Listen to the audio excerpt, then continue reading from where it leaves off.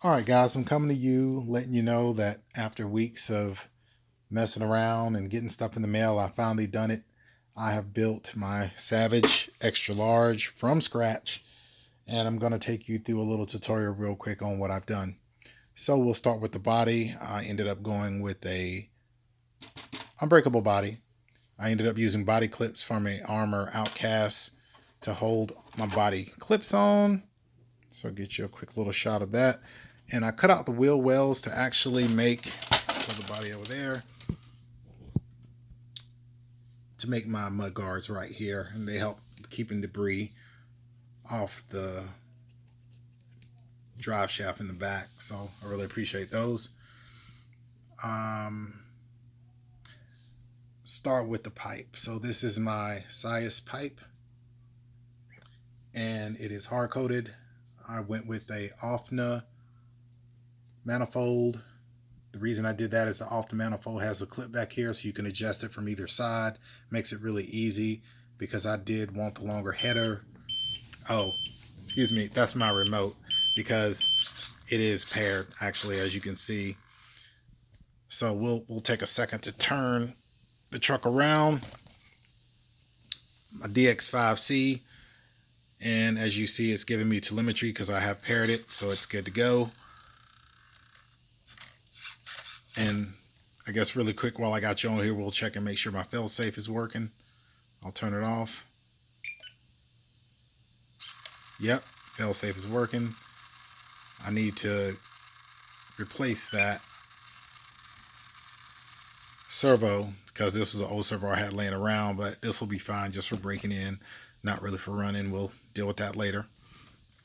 This is going to be off the linkage that I had laying around. I did upgrade the arm in here that goes to the motor because I wanted this to be a little more stout.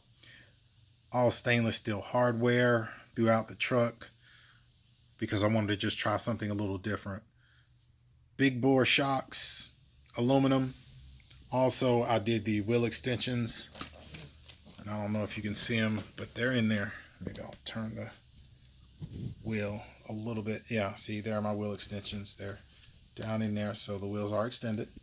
These wheels are RCX wheels. I like them because they're bigger than the stock wheels, but they only weigh 312 grams, which is actually the same or a little bit less than the smaller stock tires. So that's good. I put on a wheelie bar because, I'm hoping to get some of those.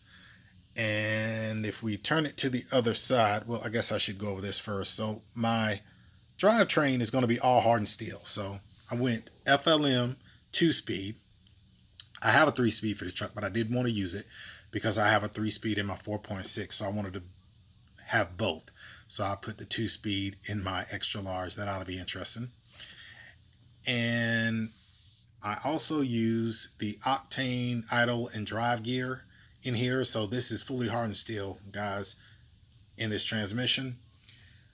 I updated the drive cups to high definition heavy duty drive cups.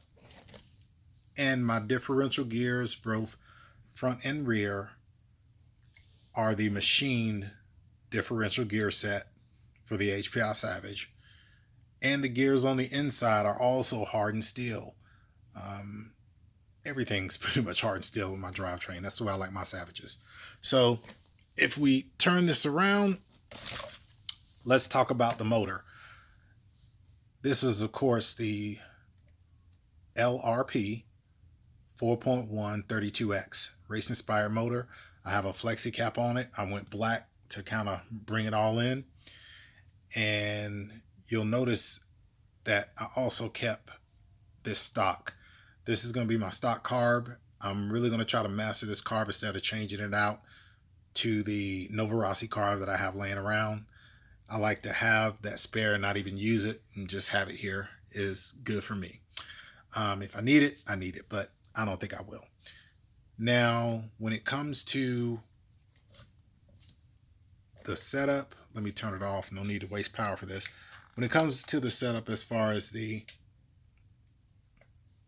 clutch bell, I'm doing a Robinson Racing hardened steel clutch bell with the 17 tooth count, and then I'm doing a HPI hardened steel 47 tooth spur gear.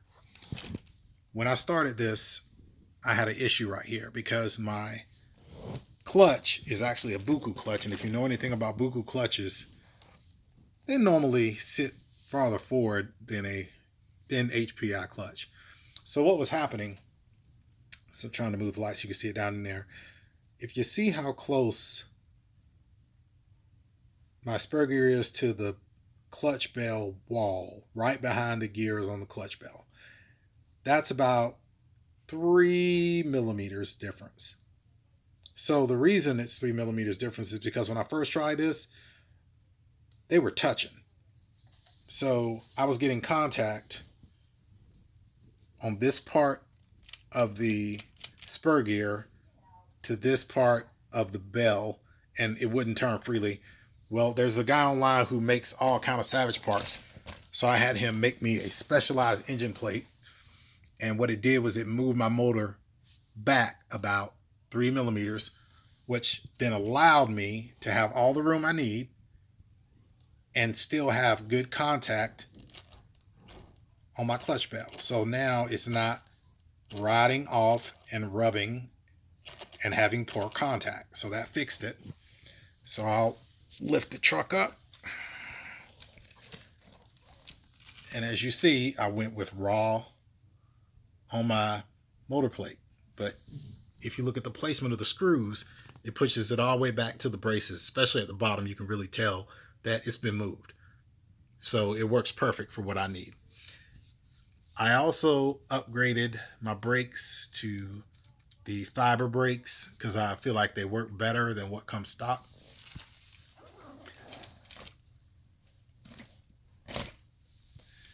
And there it is, guys. It's all paired, all ready to go to start the break-in process.